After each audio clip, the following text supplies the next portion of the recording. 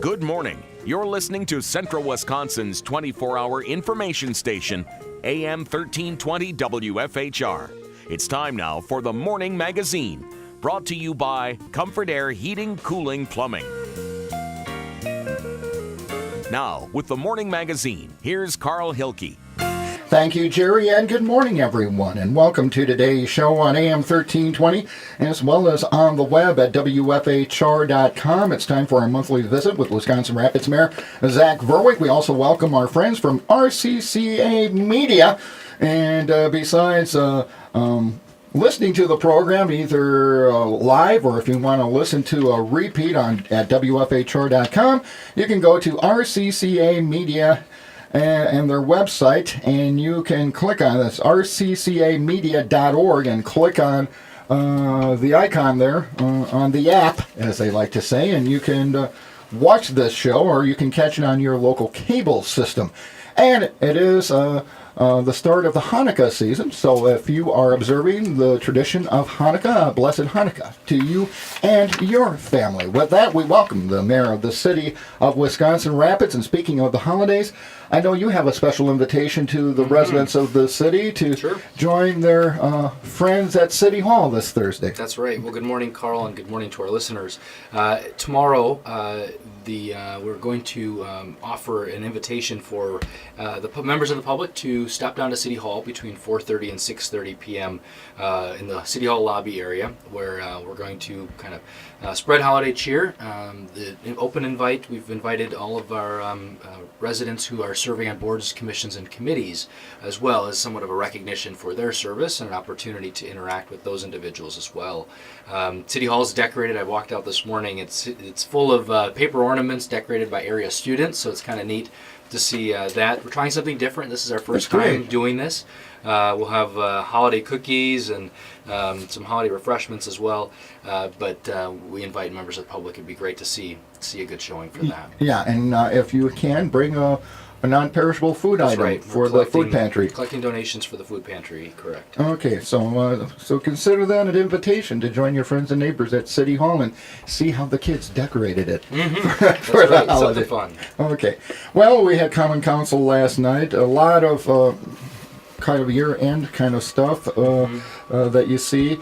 But I wanted to touch on a couple of things. You touched on it the last time you were here with us, that you were looking, because of some retirements, reorganizing the financial structure of City Hall. And we even had the discussion last night about a charter ordinance. So we want to do some Civics 101 with our what are you looking to, are you proposing to do, and how would a charter ordinance fit into that? And will the public have a say in this? Sure. Well, great question, Carl. Well, as you mentioned, there are two department head level retirements occurring within one very soon, with the city engineer retiring at the end of December here in a few short weeks. With Dave Laspa's service to the city, he'll be retiring after 36 years of service to the city. So many years of service. He mentioned how many hours and how many mayors he worked under and how many council members he worked under last night. It's kind of interesting to hear that perspective, somebody that's been through it all, through much. As he talked about the opening of the new City Hall and the opening of Rapids Mall. I mean, those things are interesting perspectives for those of us who weren't around at that period of time in our history. So, but that was the one piece we touched on last night. Didn't really have much of a discussion about it. We had a committee of the whole, which is where the council assembles but doesn't take action, a number of weeks ago, to talk about a proposed structure change. So with the city engineer's retirement, we're proposing to bring back a position that had been created in the past, but was eliminated due to a departure in the position at the time, and that's a public works director. And really the charge for that individual will be to really focus on long-term planning.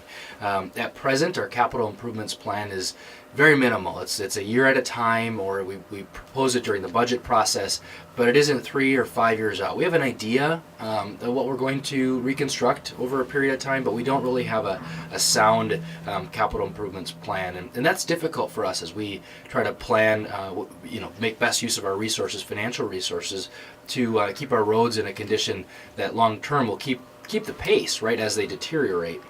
So that's one piece. We'll talk more about that in January because that one really isn't having much action until January. But that's something, if people have thoughts about that. So the plan would be to create the Public Works Director. We would likely fill the city engineer's position, which is already created, but there will be a change of duties. So both of those positions will be reevaluated. Downstream in the engineering department, there will likely be a vacancy and possibly wouldn't refill a position. So in terms of a net creation would be a net sum of 0. There wouldn't be any new additional positions outside of that piece. That obviously affects streets a bit. It affects wastewater because they're all under the auspices of the Public Works Department. So we continue to work through the processes on that. We've proposed a basic job description, took the one from 1998, updated it, and then looking at how we can, position that person to be most effective in terms of long-term planning, but also performance enhancements, right? Talking a lot about on our show about being more efficient and more effective with our resources, financial and otherwise, that the Public Works Director position would be expected to build in a performance management through the Rapid Improvement Program with the use of Lean Six Sigma methodology to make sure our Public Works Department is operating at peak performance. So that's on Public Works. I know you didn't start there, but I'll mention that one just because. But you just brought that up. Sure. This kind of looking at these kind of positions when you have these type of situations, right. That's all part of the Lean Six Sigma methodology, Correct. Is it not? Absolutely correct. And it's not always about elimination. We've always mentioned and shared that caveat. It's not about the headcount reduction, but it's about making more effective use of resources. So if you can reduce the number of steps or reduce the amount of time it takes or reduce the amount of money it takes to accomplish the same task, it's met its mission. So that's on the public works side of things, and I said that'll come forth in January through the HR committee process, early January, and then likely through council through late into our council meeting in the third week in January. So the piece that you did mention, though, which is very related because they're almost on a similar track, a parallel time track anyway, and that is the retirement of the city treasurer, which he announced some time ago that he'd be retiring in the middle of the year, 2015. And at that point, I had some conversations with the city treasurer leading up to his announcement, in which he put me on notice that I should be thinking about alternatives to filling the position. Because our first option, as with any option or with any opportunity, is to just simply fill it and just put a person back in the position. But he got me thinking about how times have changed. First of all, our duties and functions within inside city government have changed a bit. And is there an opportunity to kind of reshuffle duties around to be more effective? And oftentimes, I think people have this kind of fairly accurate description of government being so siloed that one left hand doesn't have the right hand. We've always done it this way, and that's the way we're always going to do it. Yeah, and not knowing and not coordinating and not planning together. And while departments have, in good faith, do make efforts to do that, by nature of government being siloed and departmentalized, it just doesn't offer the environment to have those conversations without setting up a meeting or pulling people together. So many other cities have done this. Marshfield, for example, eliminated their treasurer's position a number of years ago already. And what happens is, because our city charter is set up to reflect a treasurer's position statutorily through our ordinances, we have to pass a charter ordinance to eliminate the position. And that was brought up last night and passed unanimously. I was pleased to see that the entire council believed that this was the right path to go. So at this point, the treasurer's position will become eliminated. There's a period of time now where people can still raise objection to that or ask questions, obviously. But the treasurer will be retiring mid-year. In advance of that, because it's such a critical role, obviously tax collection is the kind of the duty, but there's also this investment, managing our city investments and all the reserves we have, and then there's the component around filing the roll, and that's the tax roll, setting the tax roll in December. So after the city sets its tax levy and all the other jurisdictions, the school district and state and others set their tax levies, then the assessor has to, the treasurer has to set the tax roll. And in that case, that happens in December, and then the tax bills go out. Well, somebody still has to perform those duties, right? You just can't Right. eliminate the position and say, oh, we're not going to collect taxes anymore. Wouldn't that be just great? But we wouldn't be able to finance our operation. So he had said, strongly suggested that we consider eliminating the position. And it's kind of uncommon for somebody, the seating treasurer or seated person to say, we've got to eliminate my position. Is that indicative of the change in culture that's already happening through Lean Six Sigma? I think so, and partially yes, partially no. Partially because everyone's been tasked to be thinking about solutions, right? Before they come to me, don't come to me with a problem without some sort of solution in mind. It may not be the solution I agree to, or City Council may agree to, but it's a solution, and be thinking about how we can do things with an eye to effectiveness. And this position, I think, is exactly, so part of the reason why I say yes, because the city treasurer had long believed that it should not be elected, first of all. It's an inherent risk to have somebody uneducated or unqualified to be the tax collector. There's no political decisions necessarily to be made in that position. Obviously, the mayor's position is more visionary and setting direction, but the treasurer's position is really an administrative position. It's a function. Correct. You don't have the opportunity to influence. I can't say to him, we're going to change our policy in terms of how we do I can see things. a debate. I count numbers better than he does. Right. Or she does. Yeah. So, part of it's been education, because our city council, as did I, we all have different perspectives and understandings of different positions. So, really took the time to educate the city council. The city treasurer really just laid out his duties, and on a line-by-line basis. He manages our city insurance claims. So any claim that's filed against the city for a particular reason, he typically is our point of contact for our insurance claims. So again, all administrative functions that really to put that opportunity out there for that person to have to run for office. He joked about thankfully not having opposition over the years, because that really challenges somebody when you've got all this administrative work to do in the back end. So he was a big proponent of eliminating the position, and essentially what will be done is all of those duties will be transferred to the finance director.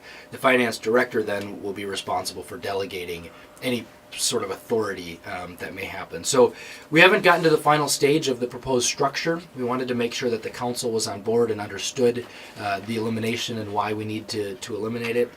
And so that occurred last night, and then in January, the finance director, administration, including myself and others, will be putting forth the proposed structure for the finance department, because not only in the city treasurer's department, but in the finance department, there's also a number of retirements that could occur in the coming year or two or what have you.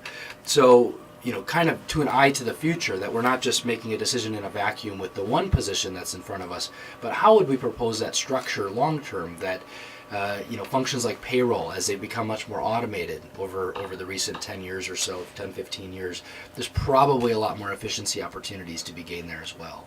So basically, this just is the start of a process. It is. This wasn't the final. Basically, you're saying, okay, we're not going to refill the treasurer's position. We're going to get rid of that. Moving forward now, we got to figure out how we're going to rearrange things. That's correct. We have an idea. Finance director, he's going to take, but we got to figure out who's going to be answering to whom, and how we're going to do this as efficiently as possible. Right. That's right. Because when you remove the departmental boundaries, while they're next to each other inside City Hall, there's still an inherent reporting responsibility, who reports to who, and all those components that don't necessarily foster an open dialogue enough to propose changes and to propose improvements. And while everybody shows up to work and does their function, there isn't necessarily a lot of redundancy. So thankfully, we've had a good track record, a good period of good luck, what have you, good fortune, where we haven't had departures of people, because we would be left with a situation where not a lot of redundancy, and that's a liability. Well, I think just you just touched on it, from a creativity standpoint, if you have everybody who deals with city finances, if they're all working together and talking and communicating with each other and going, hey, I just read this, why aren't we doing this? We could be saving taxpayers money doing it this way. That's right. Or there's an opportunity here. And then you got some synergy there. You got some creativity going on, rather than a bunch of people sitting in cubicles passing paper. That's right, and not knowing upstream or Right, downstream how it affects the other person's function. And I do want to make a point, because some people might be thinking, well, you've got a separation of duties here. You've got somebody on the accounts payable side paying the bills, Sure. and that would be the treasurer and finance, or the finance department, I'm sorry. And then you've got the accounts receivable, which is the treasurer, the tax collection side. When you combine, you still have the separation of duties and authority. Sure. So there's no reason to be concerned, the collusion or anything that people might be concerned about. Thankfully, government finance is so highly regulated with our auditors on an annual basis and others, that there's very, very few opportunities, I would say even far fewer opportunities than in the private sector, for this stuff to occur. So thankfully, as I say, for the taxpayer standpoint, there's enough eyes and fingers to be able to check and audit every transaction, literally every transaction that goes on with it inside local government. So, we're very excited I'm excited about the fact that the council endorsed this proposal, and obviously we're going to have to still work through some motions as we go into January into early next year. But on the surface, we're going to be able to create a department that's much more efficient and much more effective.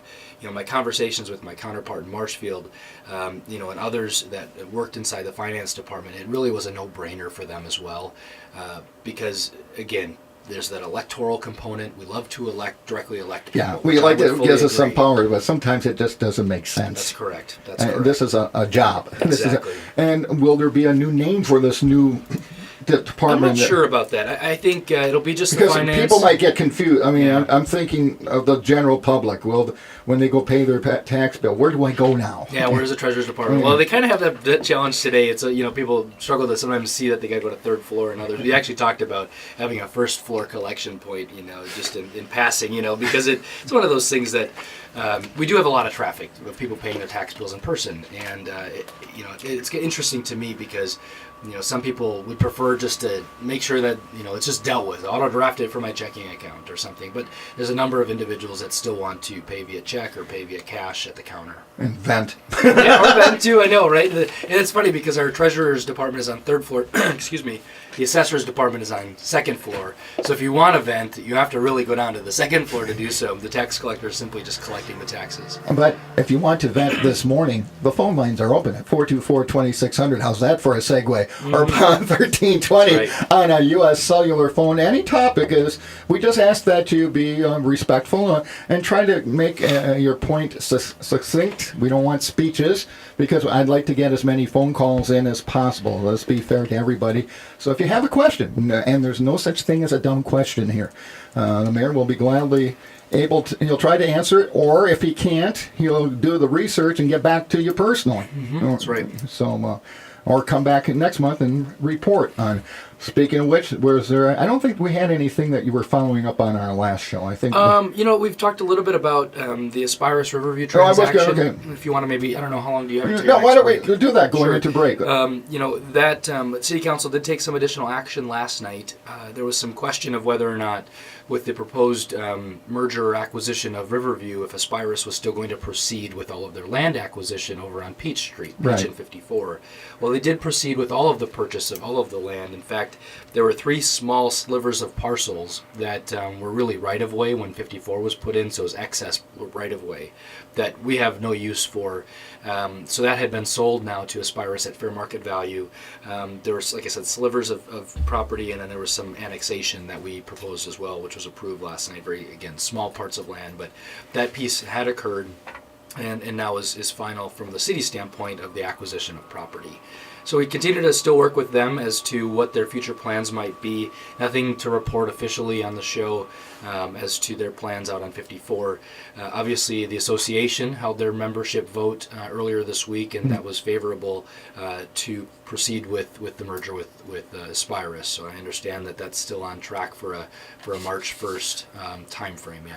And what I've read or received via business news, business press, or press releases from Aspirus is that, yes, they would have to reconfigure what they were going to be planning, since they no longer need the hospital portion of the development, but they are still in need of additional clinic space, because they want to bring in additional services to Wisconsin Rapids that patients now have to travel maybe to Wausau to get. Or to Marshfield. So you're going to still sit, but it might look different from the original design. Yeah, right. And that takes us to maybe aquatics, so we could talk about that briefly. Yeah, sure. That was the other new business that the City Council affirmed last night, and had the opportunity, I should say, to affirm, and thankfully they did. The Aquatics Ad Hoc Committee was formed at my request to start beginning a discussion about how we approach dealing with our aquatics needs in our city, recognizing that Mead Pool may only have a year or two or less even in its future. So how do we make sure that we can preserve an aquatics offering for our residents? And so we had 3 meetings over the course of October, November, and December. And in December, they affirmed really the recommendation to direct myself and city staff to pursue a partnership with the Southwood County YMCA on a facility, which for many of our listeners, maybe all of our listeners, are fully aware of the proposed YMCA. Within that facility, there's an aquatics facility proposed, and so we've been discussing to what extent can we allow public access? Can we purchase access so that way residents would have access to the facility? So we're still working through some of the legalities on how in which we can partner, but generally, the City Council said, please continue to pursue that partnership and bring back really kind of scenarios maybe or options to the Aquatics Ad Hoc Committee. So we expect more work on that in January. My discussions with the folks at the Y is that they're very interested in that as well, because that is part of their mission to encourage wellness, and this would be a nice bang for the buck kind of a thing. And Aspirus says they want to continue pursuing this. That's one of the attractive items of the acquisition of Riverview for them. So it looks like all the major players are on board. Now it's, like you said, a matter of working out language, legalities, and all the details. So we're working with the Y and that project, Y and the hospital really on that project in 2 ways. One of which is aquatics access, which, from my standpoint, if there's one thing we can offer future generations, it's the ability for us to have an aquatics facility really on steroids, because it's going to have all of the elements that people wish to see or they travel to experience in other communities right here. The second piece is we work with them on all of the approvals, because they're going to be building out. There's potential for reconfiguration of Dewey Street, which we'd very much like to see, and some of the other components related to the facility and utilities underground. So we're working with them and we go from one meeting talking about the aquatics and go to the other one to talk about all the underground and all those details. Excuse me. Now, that brings up to mind, what then happens with the old Mead facility, where now we got a beautiful new park where the old East Side pool was, and there's the leadership group of the chamber is working on some enhancements there to make that a true community gathering spot. Correct. But what will happen to that portion of Mead Field where the old pool is? Mm-hmm. Well, we haven't done anything too formal to look at what architecturally would work there. In short, I guess a priority of mine would be recognizing that while the aquatics facility would be in the center, really the geographic center of our city, it still will be a bit removed from those that travel across West Grand or from the Mead School area over here to the pool every day in the summer. And the attendance there is incredibly strong. And 2 years ago, 9,000 people visited that pool on a given season. That's 3 months, so that's a lot of activity. So what we're thinking is maybe there's an outdoor splash feature that can be done. You see a lot of talk about splash pads, outdoor splash pads.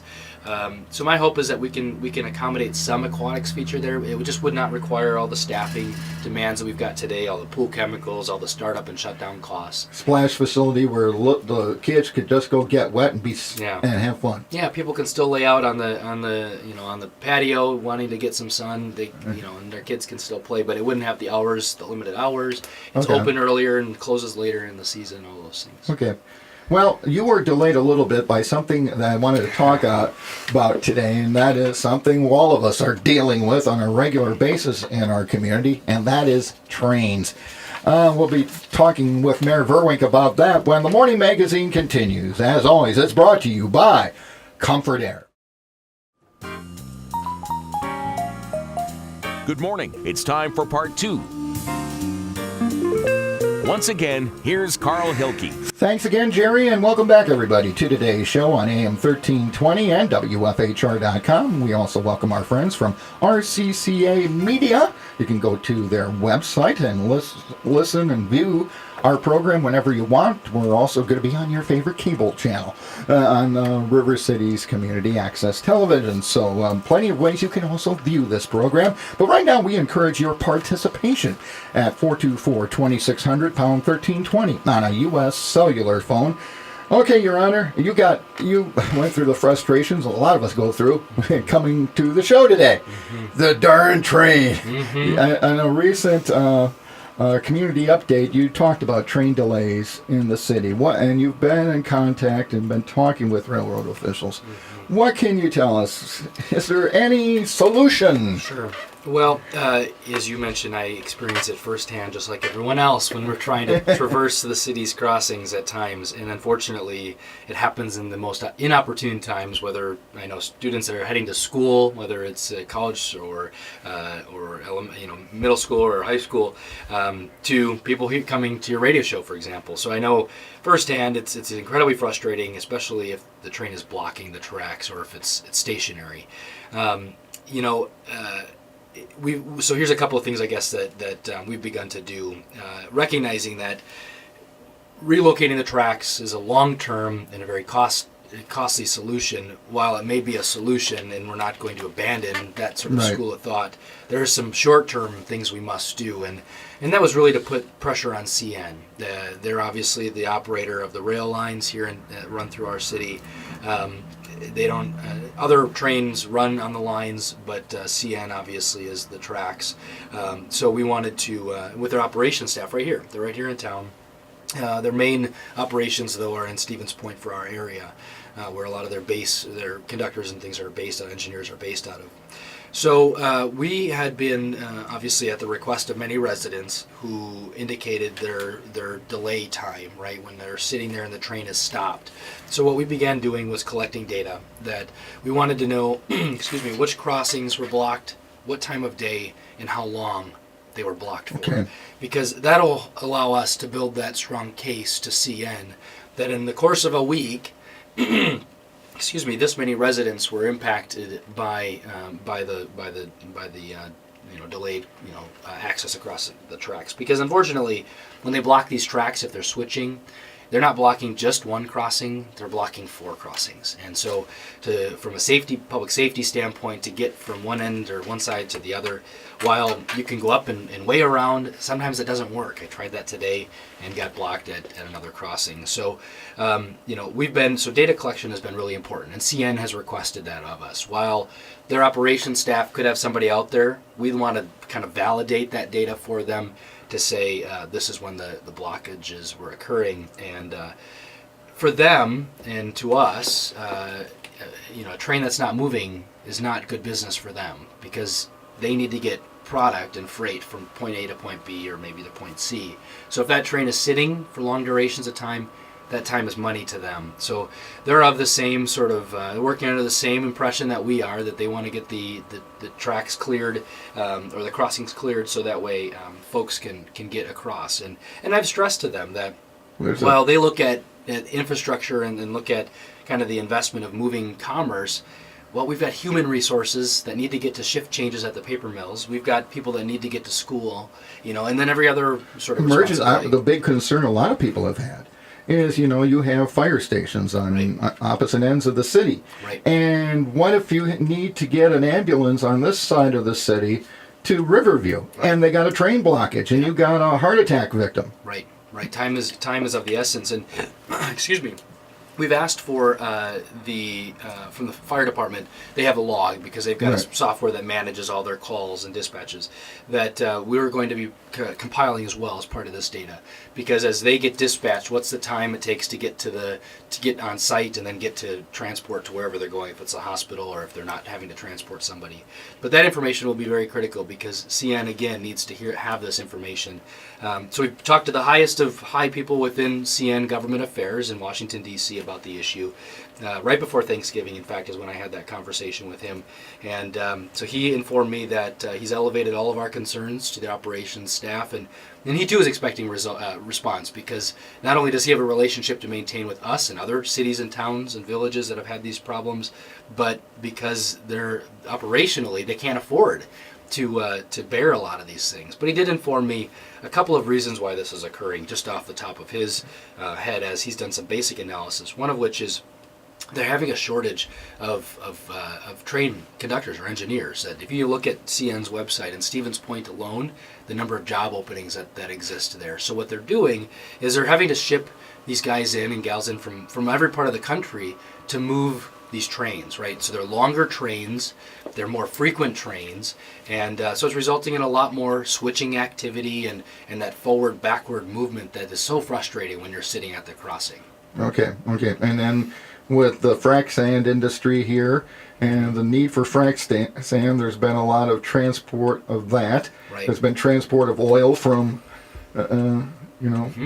North Dakota and the like. So, and a lot of these industries are rebounding. So it's compounding the fact that if you've got a workforce shortage on the one hand, and you've got a demand for your service on the other, what do? You have to create longer unit trains, and so we're used to the coal train. We kind of grow accustomed to that.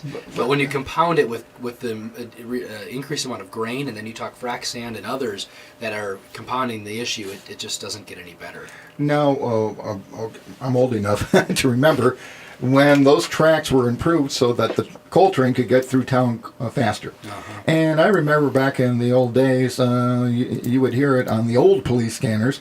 They would give an all points out that, okay, train is coming. They would have an alert that the train was coming. And sometimes we would get word. They would call, hey, guy, we got the coal train's coming through town when it was first starting to get through. So we would, okay, folks, coal train's coming through at noon today. Sure. Be aware of that. Or plan accordingly. Or plan accordingly. Leave early, and your studies, have you found, are there particular times of the day when we are subject to heavier amounts of train traffic? Well, we had historically been seeing them during weekdays, which obviously Right. affects people's commutes and everything else, and products commutes. But now we're seeing it on the weekends, on Sundays. City engineer joked about the fact that now we're collecting all this data, that they're also having a lot more activity on Sundays. So there are trends, obviously, but that's also based on where product is coming from and where it needs to go, and the weather. The weather is an impact, as we saw last winter about what the weather did to the train traffic. So, It brought it to a halt. Right. According to them, there were a lot of trains they had to catch up, they said, in the spring. We got our first call, Your Honor, and again, the phone lines are open at 424-2600, pound 1320 on a U.S. cellular phone if you'd like to talk to Mayor Vruwink. Go ahead, you're on the air with the mayor.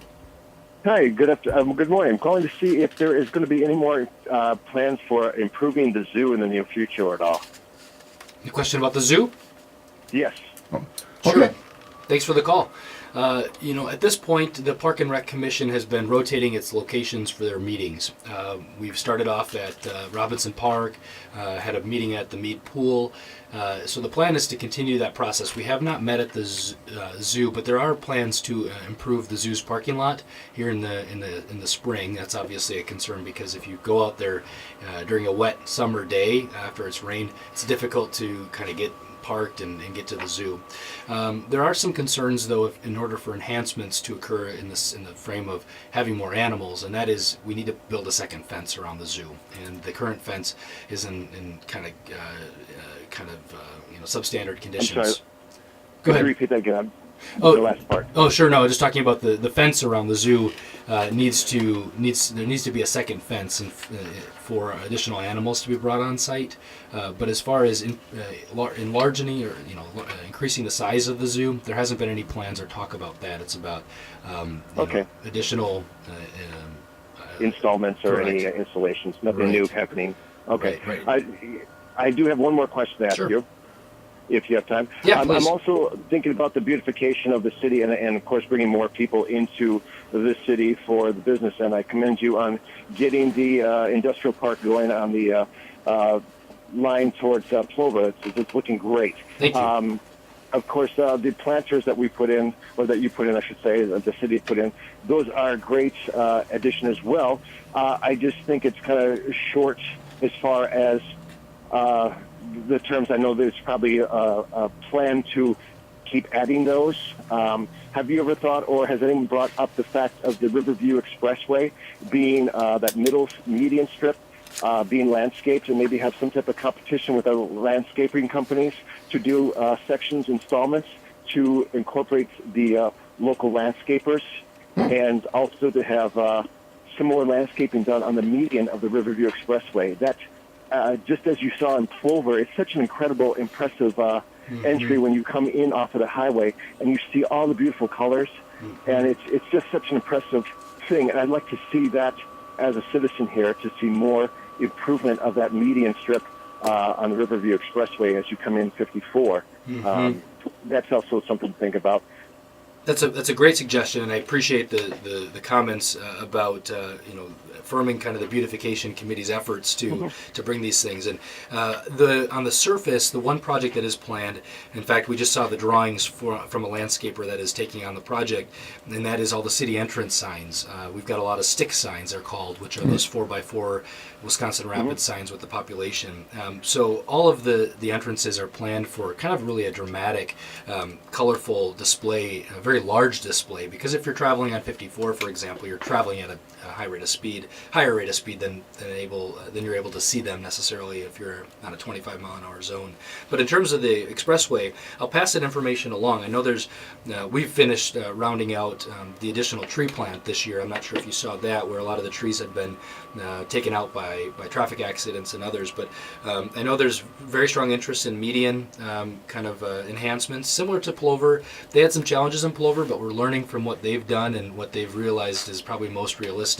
The one median project that's being piloted this spring, if you drive up by Jackson Street behind the Hotel Mead, you'll notice right now with the snow gone, there's actually dirt in there. So we're going to be piloting some grasses and some more native species up along Jackson Street, recognizing Jackson Street isn't always the most beautiful. A lot of concrete, a lot of hard surface out there. So they're going to pilot the two medians between 4th Street and Saratoga, I guess, to the east, but on Jackson Street. Great. I'm sorry, I've got to leave. Okay. Thank you for the suggestion. We'll pass this one along. Yes. Thank you for your call. Thanks very much. Bye-bye. Bye-bye. And that's how easy it is. 424-2600, pound 1320 on a U.S. cellular phone. We're going to take our last break and then be back with more with Mayor Vruwink here on the Morning Magazine on AM 1320 and WFHR.com and RCCA Media. Welcome back to the Morning Magazine and our monthly visit with Wisconsin Rapids Mayor Zach Vruwink. The phone lines are still open at 424-2600, pound 1320 on a U.S. cellular phone. I can hear someone saying, well, what's the tax dollars being spent on beautification for? And let's talk about the fact that a lot of this is volunteer effort and volunteer donations. That's maybe correct. Talk about the beautification. Yeah, let's talk about that a little bit, because I think it's important for us to be reminded about, one, why it'd be of concern for myself or city staff to be concerned about beautification. First of which, we've talked a bit about this on your show already, so a lot of this will be repeat to those regular listeners. But we've heard time and time again from whether they're outside investors or existing businesses that beautification investments, whether they're publicly financed or not, go really a long way in demonstrating kind of the vibrancy of a community. That if you've got a community where people want to invest in, the community looks nice, it's welcoming, it's a place where you want to live. Absolutely. So the Beautification Council was the first of the mayor's councils that was developed and introduced, and we launched this one last spring, so it's almost a year ago. It was the first place to start because there were so many individuals that wanted to be a part of this. And for me, it was about advising myself and city staff about what are the projects we could support. Now, and we'll go into support in a second, but they really had the request of the residents to create this to this body for us to be informed and for them to be engaged with city staff directly in city hall. So we launched with no resources. There was no financial resources, publicly financed anyway, resources. And the first project that was really kicked off was the Hanging Basket project downtown. And that project was largely financed by private donations, and they raised over $6,000. Wow. Received a grant from Encourage, from their What If grants, and really was a successful project because it pulled together City Hall to support some of the changes in terms of watering. We've got summer help that we just were able to get them to help water the baskets during the week. The water and light utility hung the brackets for us, and then the residents, through their investment, purchased the watering container. So really it was an all-around collaborative partnership to accomplish that. So the Beautification Council really began looking at projects, and then they also began talking about how do we prioritize, like the gentleman's suggestion, how do we prioritize these other projects Sure. to make sure, because we could do everything all day long to beautify the city, but you have to have a mechanism to determine what's the highest priority and what's the best return or bang for our buck.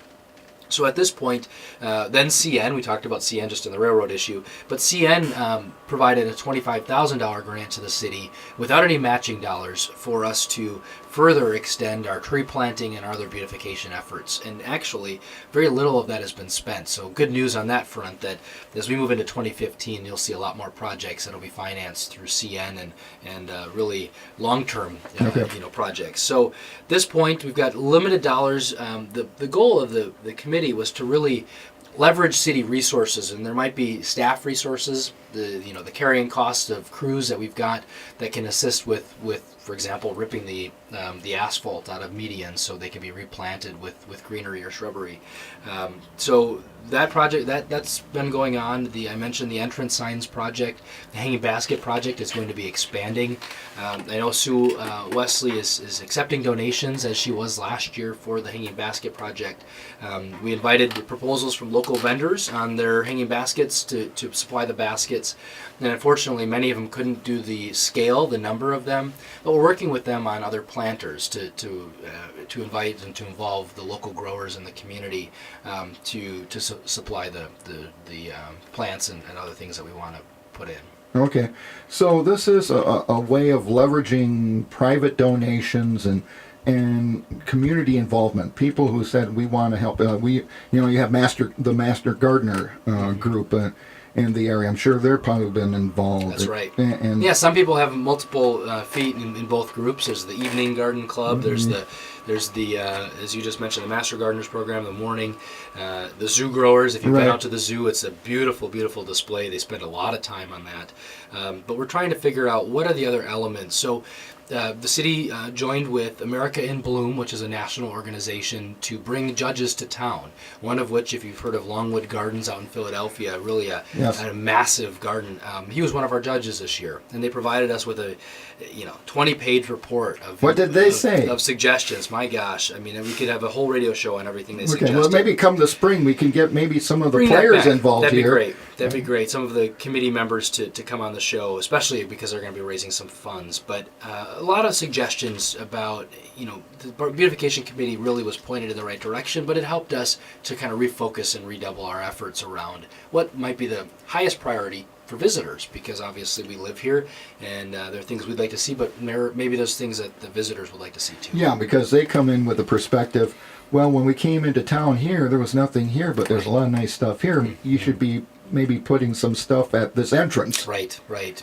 It suggested a lot of riverfront enhancements that while we've got a beautiful green landscape around the riverfront, there are ways to abate some of the geese by tall grasses and some things that, so there's some beautification efforts involved with that, but there's also a geese mitigation, process as well. So that's one of the other projects that's actually being discussed. Yeah, we've had that problem here in the cities across Wisconsin. Yeah, and we're going to continue to have it. So if there's ways for us to deal with it in a proactive way that don't require, necessarily the netting or the removal of the geese, there's ways to abate them. So the Beautification Council is one such opportunity where residents are always invited, always open to participate. They can show up for one meeting, they can show up for multiple. We just expect that they're going to participate in a committee around a project. It's kind of like with the Tribune Building project. Yeah. You can show up and put your 2 cents in and give your ideas. It's authentic engagement, and really for myself, it's been a priority of mine is to provide that opportunity for residents to participate. Two other examples of councils that we're launching. One we're very excited about is the Mayor's Youth Council. Okay. I'd long talked about, and having grown up in this community, talked about the ways that we can become more friendlier as a community for youth. So the Mayor's Youth Council will be launching in January. I've talked with over 450 area high school students, both at Lincoln and Assumption, about their participation in the Mayor's Youth Council. And there's only going to be 25 spots, probably maximum, but that'll be an authentic opportunity for youth to become engaged in improvement projects that they see fit. So in the same way the city council functions at the city, there will also be a mayor's youth council, and then there will be committees amongst that, one of which is on service opportunities. So our tree planting event that happened in Legion Park, which had 15 teenagers show up to help plant trees for a couple of hours. There's also going to be a committee on recreation, recognizing our park and recreational programming may not speak and it may not be kind of relevant to area teens today. So we want to do an evaluation of that. You got something right there. The Sure. leadership, the current leadership class at the chamber, one of the things they're working on, one of the projects, is that trail coming into the city from Grand Rapids. It's very exciting. And it's land that is old railroad grade, and for us, I was surprised the city owned it, frankly. But this will connect potentially Wisconsin Rapids to Lake Wazeecha, which will be really exciting. And I'm very grateful they brought it forward. And on early accounts, we're very much supportive of their plan. And in fact, it'll be a good connection point because we'll be able to take our number of 20-some trails in the city, 20-some mile trails, to now much more greater than that. But, when you get youth involved with that and the leadership group at the chamber, you get different aspects of the community saying, hey, we let's create Wisconsin Rapids version of the Green Circle. That's right. Basically. Mm-hmm. I mean, we got all these trails, so let's connect them and let's map them out. And there's been talk about something you have on your cell phone, an app on your cell phone for the bike trails and everything else. I mean, there's a lot of ideas out there. It's just a matter of getting everybody to the table and then, like you say, prioritize it. That's right. What are we going to do first? How are we going to raise the money for it? And then going down the road. Exactly. And then the second council, or really the third council that we're going to launch, is that around sustainability. Okay. Wisconsin Rapids had efforts, some under my predecessor, that focused Wisconsin Rapids around sustainability efforts. There was a grant, I believe, that was applied for. There was a resolution passed by the city council. So we've been having a core group of individuals guiding an update of an older 2012 interim report around sustainability efforts. So we'll be talking more about that at a future radio show. In fact, that would be a good one to bring a guest for my next show to talk about our launch of the Sustainability Council. And why that's important. I think people hear that term, they go, what does that mean? Yeah, it's not so much about the eco components of it as much as it's about best practices and consumption. I mean, it touches recycling, it touches what we're landfilling, it touches our consumption of fuel for our fleet vehicles, so there's a payback involved for taxpayers. I mean, there's a lot of things that touches our energy consumption inside all of our city buildings. If you don't measure it, you don't know anywhere to improve or nowhere to begin. So that a lot of that work is around measurement. Yeah, and you'll probably find out, wow, we're wasting a bunch of money we could be saving. Yeah, and even we've also discovered in our early reports that City Hall is saving a bunch, and city buildings are saving a bunch. There's some that are not so much, but the new windows over at the sign shop, which was our West Side lift station, great improvements there after they put in the new weatherized windows and did some other weatherization. So really significantly less energy consumption, so less spending, if you look at it from that standpoint. So we'll be talking about that in the future as well. Yeah, and that's, like I said, this is we all have to be educated about this, but a lot of cities, Marshfield's been doing a lot in this area, and Stevens Point a lot in this area, and getting good results. And then the money you save on energy or other costs is something you can redirect to another need. Absolutely, that's right. Okay, well, quickly, this is the time of giving, and in your recent newsletter, you mentioned the Rapids Fire Department is holding its 48th annual toy and gift drive, and so thank you to them for doing that again. But again, if you're all invited to City Hall for the open house this Thursday, 4:30 to 6:30 p.m. in the City Hall lobby, and enjoy the students' holiday decorations and a chance to meet the city staff and if you can, bring a donation of a non-perishable canned food item to support the local food bank. That's right. Okay, with We'd that, love to see residents there. okay, with that, I wish you and your family and everybody at City Hall a Merry Christmas and Thanks, a Happy Carl. New Year. To you and all the staff here as well. Okay, and with that, we're going to wrap up the Morning Magazine here on AM 1320 and WFHR and RCCA Media.